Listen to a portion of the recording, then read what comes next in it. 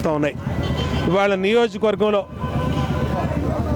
ఉదయాన్నే 7 గంటలకే పర్యటిస్తే ఎక్కడికి వెళ్ళినా ప్రజలు కన్నీళ్లు పెట్టుకుంటూ ఉన్నారు.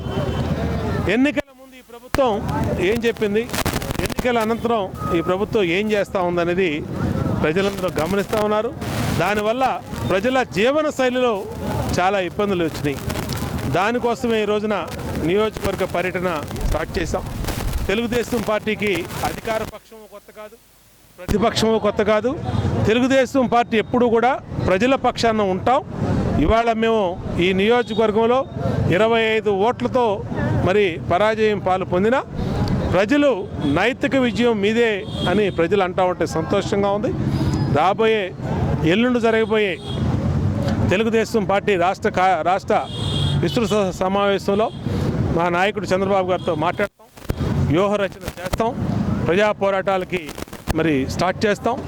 వాళ్ళ ఇసుక విధానంలో కానీ, అన్నా క్యాంటీన్ల రద్దు కానీ, పింఛన్లు ఇవ్వటంలో కానీ, అలాగే రేషన్ ఇవ్వటంలో కానీ, డ్వాక్రా మహిళలకి డబ్బులు ఇవ్వటంలో కానీ అన్ని రకాలుగా కూడా ప్రభుత్వ వైఫల్యాలు, ప్రభుత్వం విఫలమైందనేది స్పష్టంగా కళ్ళకు కట్టినట్టు కనపడతా ఉంది.